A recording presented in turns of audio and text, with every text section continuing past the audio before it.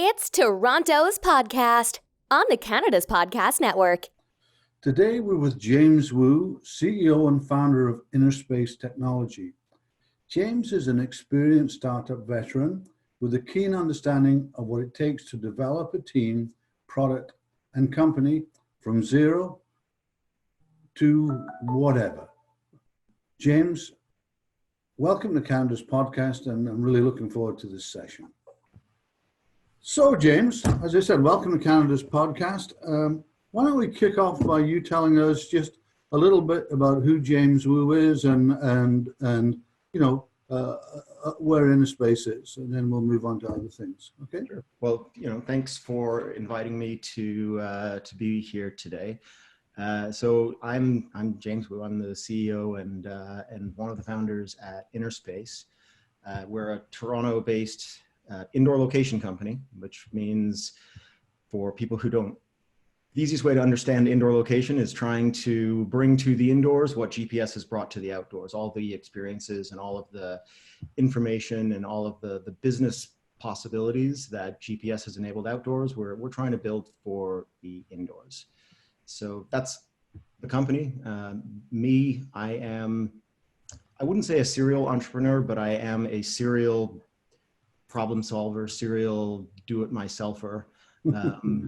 I started, my education was in computer science. I did a PhD, which I think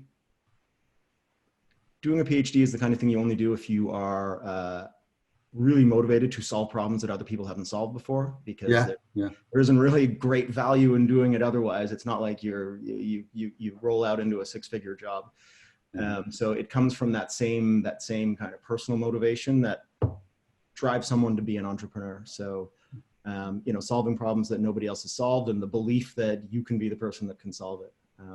So I did that. That's good, because do you think entrepreneurs are wired differently? You've met enough of them by now in your life. Versus others. Is there something different about us? I'm one as well, so I do. I don't know if they're necessarily wired so differently such that nobody can become an entrepreneur. I think at some point, people have a light turns on, and you recognize like all the things that have been done, all the companies that have been built. Somebody recognized that, hey, I could do that, right? Mm-hmm. In the same way, like I do a lot of woodworking, and I do a lot of, as downtime, I like to just build stuff or fix stuff. And at some point in my life, I recognized like, I can probably do that. I just have to figure out how. And then you start, doing renovations, or you start making things. And it's the same, making a bowl or making a light is no different than making a company. It's just a matter of sort of scale. Yeah, you're of the belief that most entrepreneurs are kind of outcasts from the large corporate system because they ask too many questions. It's just an observation, I think they're outcasts. They're not necessarily. Maybe not outcasts. Maybe that's right. I get that. Maybe that's the wrong word. I think they don't fit in as well, because what works in a large corporate system is you doing the job that you are given, and being that cog that you need to be in order for the big machine to work.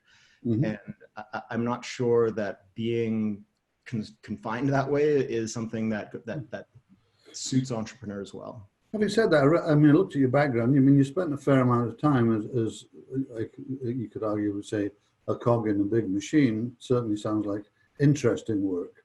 So I think you managed to do that. So what made you shift from that and say, no, I want to do this on my own, kind of thing? Yeah, I think most of my professional career has been with relatively small companies, and I've had the fortune to spend time in companies where I was given a lot of latitude, and to really express some of the creativity that I have, and also get that satisfaction of being able to drive and build things. I spent a lot of time at Kobo, which, I joined Kobo when it was a very, very small company. We all fit into one room. I left it to start Innerspace when it was a, 400 or 500 person company and owned by a multi-billion-dollar global company. So the experience at Kobo is actually one of the defining experiences that I had that made me believe like I can do something like Innerspace, because I had watched that company be built. I had been given the latitude to figure out a lot of the stuff that I needed to figure, or they needed me to figure out. And it was an educational experience that led me to where I am. So, I mean, what would you say is your real area of expertise in terms, I mean, apart from the business side of it and the solving problems and building things, I mean, what's your discipline? You talked about doing a PhD, but I think we both know that doing a PhD is a particular focus at a particular time because you got into it, kind of thing. Yep. But coming out of that, where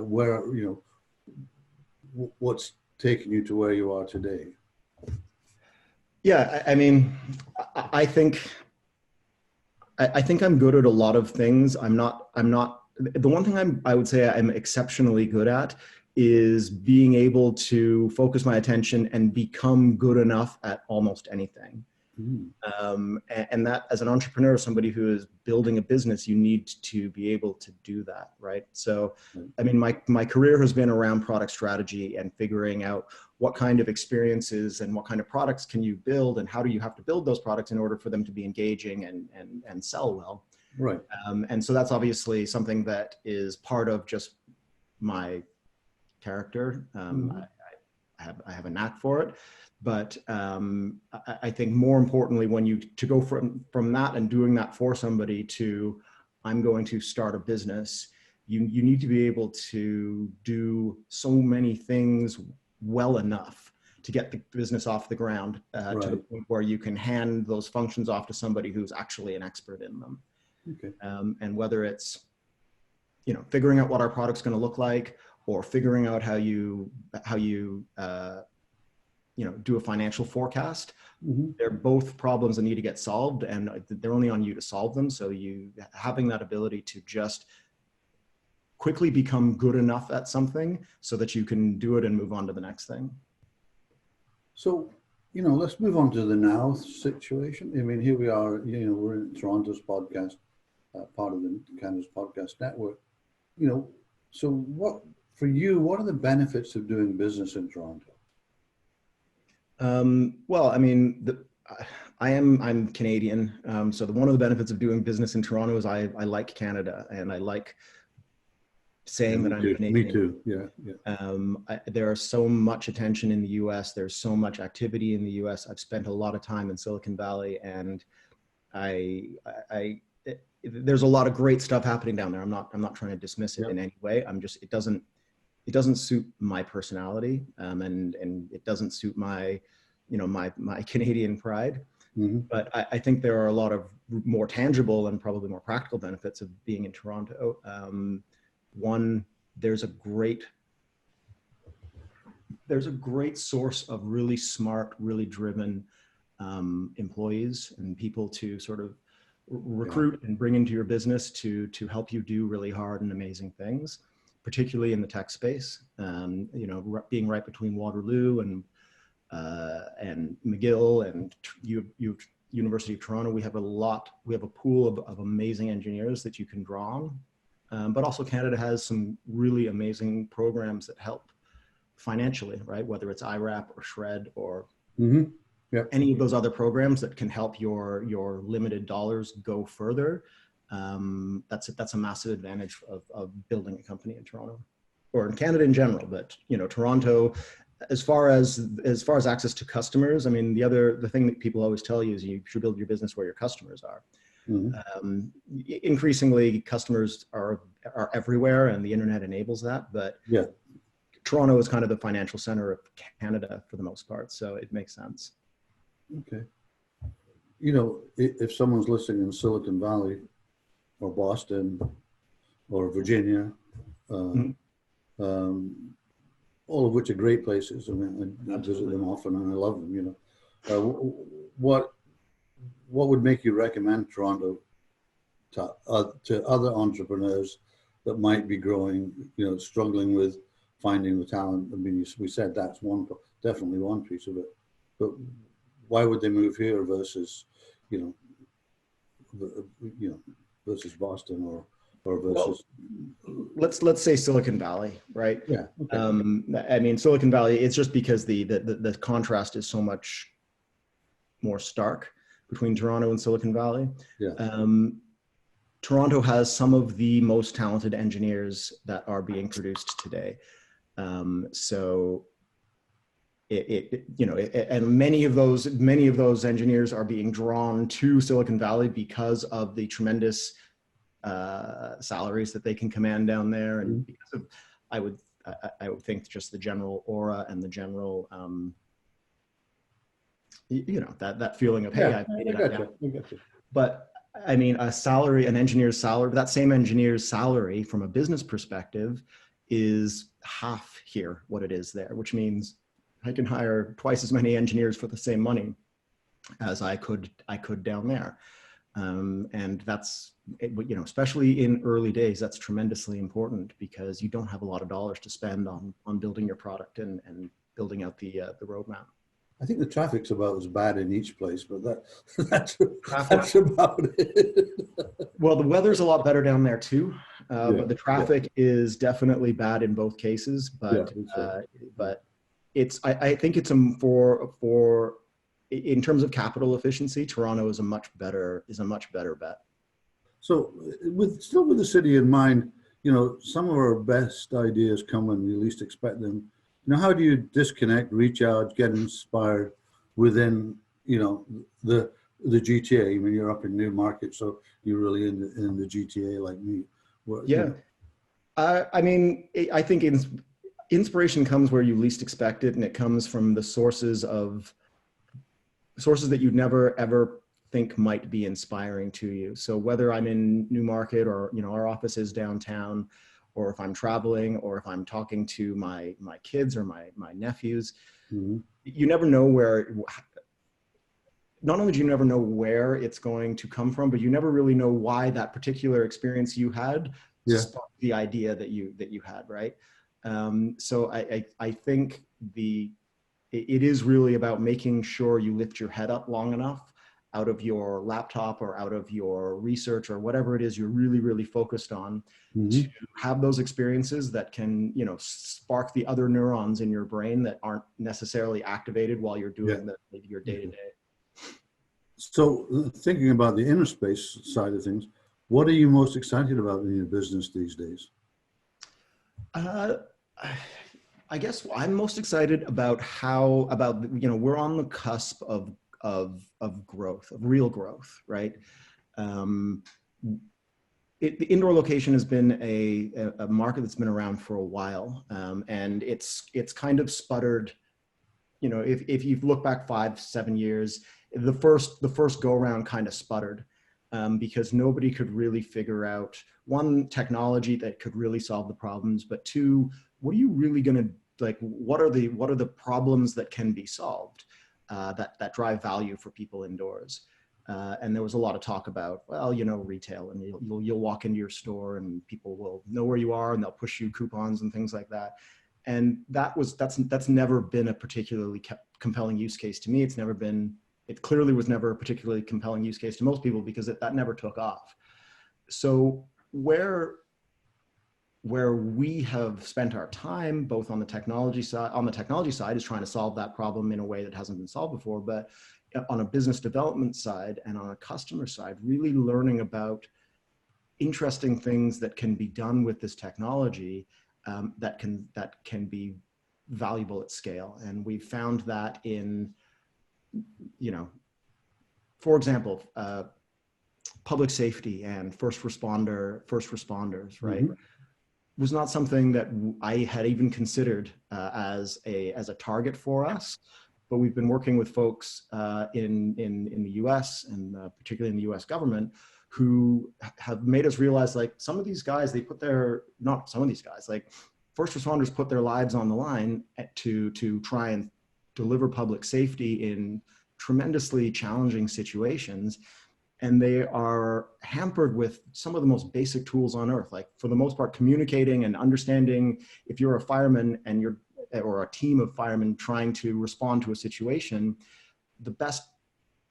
your only link to your outside command and control, your only link to the other first response teams who might also be on site is a radio.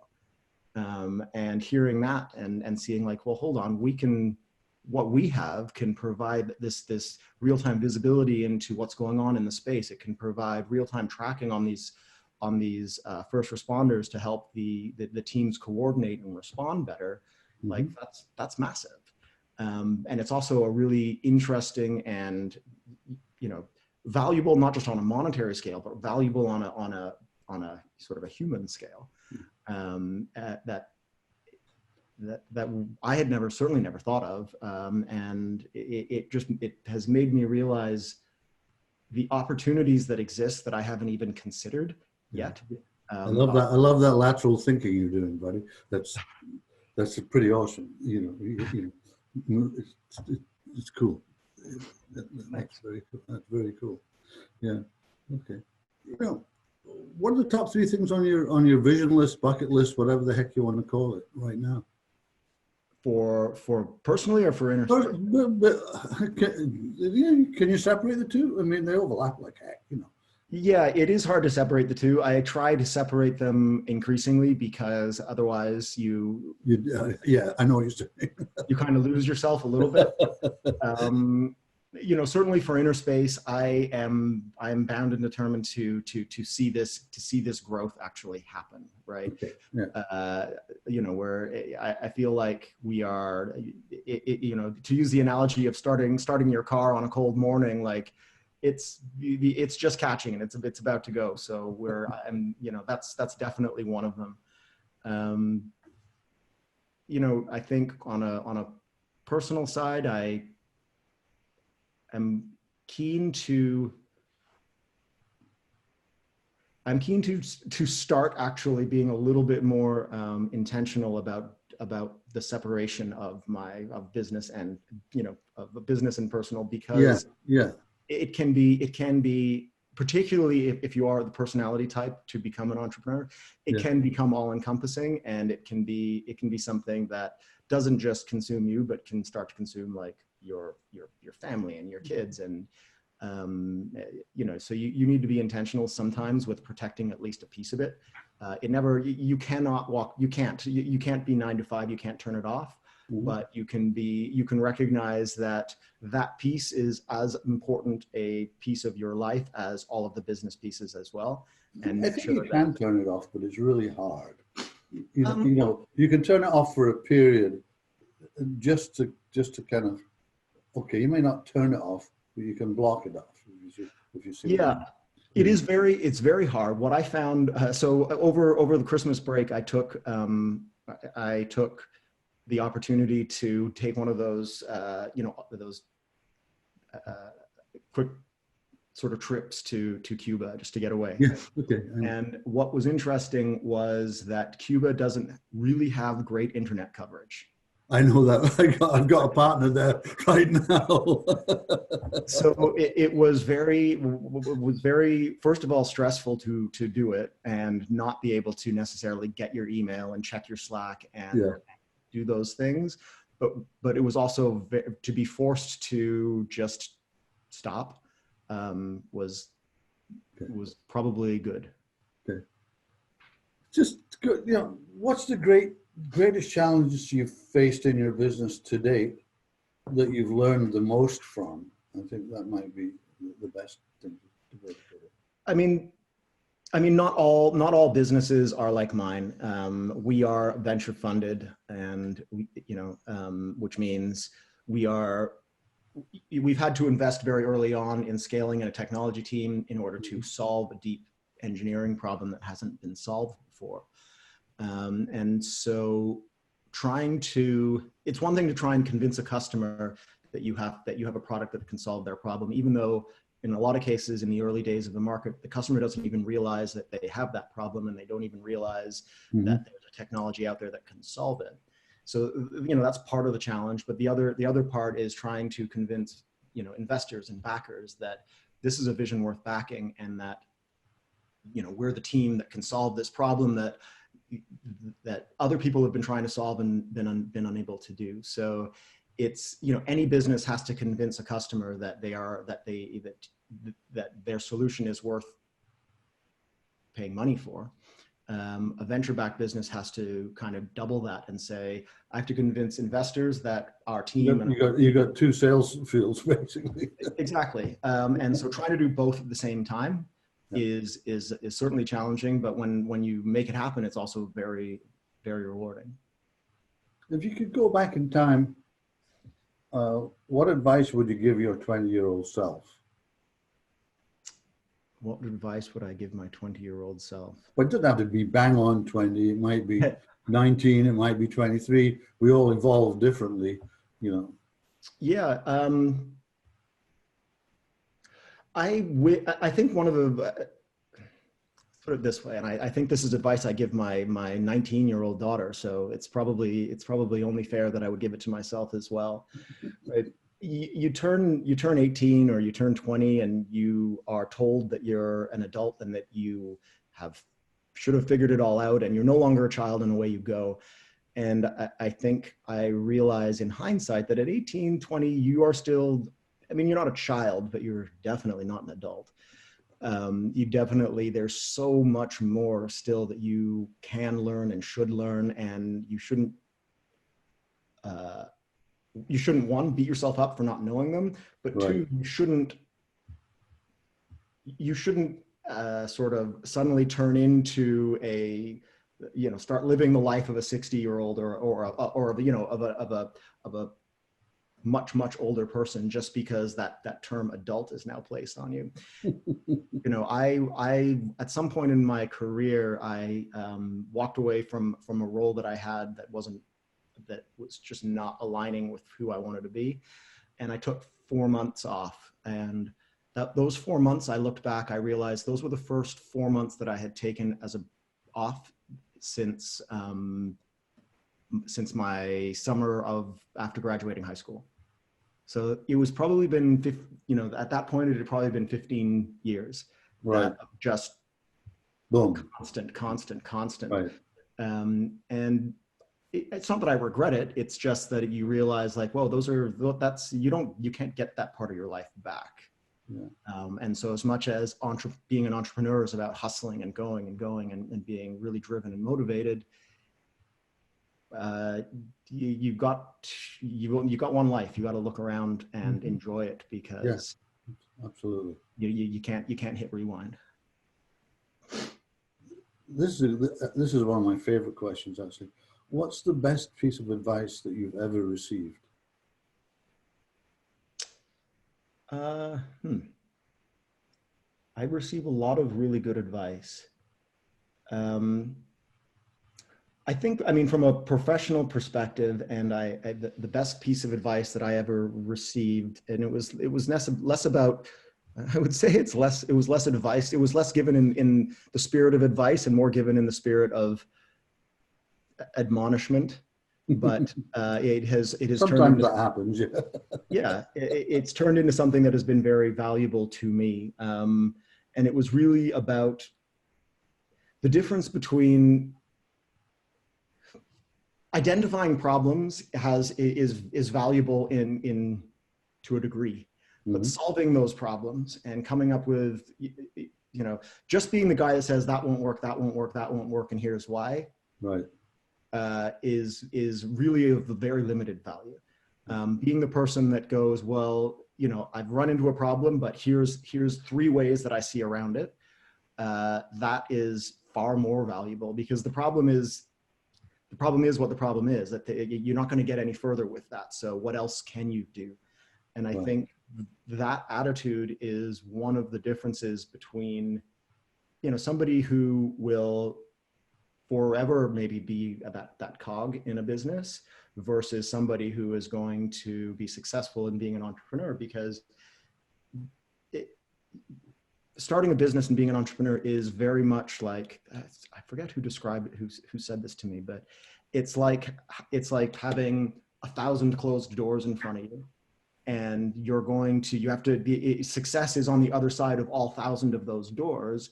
Right. And you got to figure out how to get there. And some of the doors are locked, and some of the doors are made of concrete. Some of the doors you can blow right through, but you're either getting through them, around them, bashing them down, burning them down, whatever it is you have to do, or you're not going to be successful. So, you know, the advice was, you know, bringing it back to your question, what's the best piece of advice? Like, it isn't good enough to go, well, I can't be successful. There's 1,000 doors here. Yeah. To be successful, it's like, here are 5,000 solutions to get around each one of those doors. It's the never stop thinking kind of. Yeah, it never stop believing that the problems are solvable. Yeah, because the second you say this is a problem and I can't figure it out, well, then you're done.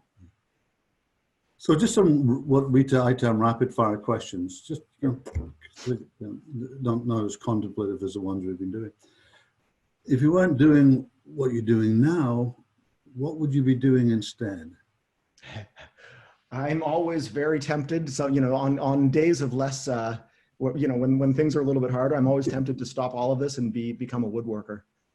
You're pretty passionate about that. Eh? Okay. I enjoy it because it tickles the right parts of my brain, but it's with my hands, and it's very soothing. Okay.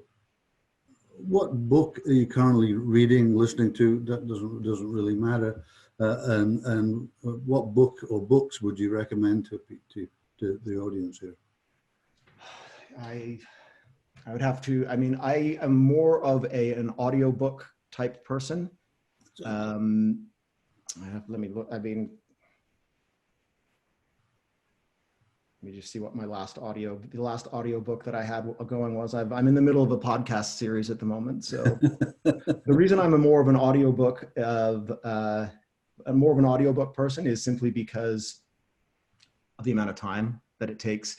Oh, well, not the amount of time it takes to consume a book, but the amount of, I can multitask while reading an audiobook. You know, it's funny, I do both. Yep. Okay. And I have to say, there's nothing wrong with audiobooks, but when I read, I find that it sort of sparks much more reaction than the audio one. It's a different experience. I agree. I agree. It's one of those things I almost miss. I do miss reading actual books. Yeah. And I even feel inauthentic. If I've consumed an audiobook, right, I feel inauthentic telling somebody I read it. Yeah, I know what you mean. Yeah. But the reality is, I mean, it's not like obviously we're all intelligent people, we can read. So the value in a book is in consuming it. But listening has always been a massive deal. So I don't think audiobooks make all kinds of sense. Okay, moving on. Are you a morning or a night person? Oh, I am not a morning person. That's interesting. I would say that of the people I've interviewed, 40 or 50 people on Canada's podcast, you're like maybe 5 have said that they're not morning people. I mean, it may be because I'm not sure why it is. I find more inspiration strikes later at night. I find myself able to, as the world gets quieter and mm-hmm. the house gets quieter, I find myself able to focus a lot more. And then, morning comes and it could be because I've got kids and a household and commuting and all that, where it's very difficult to really focus in the morning. If you had to pick one word to describe yourself, what would it be and why? Would it be? I think this is not the most positive word, but I believe it's a valuable characteristic for certainly for a discussion on entrepreneurship.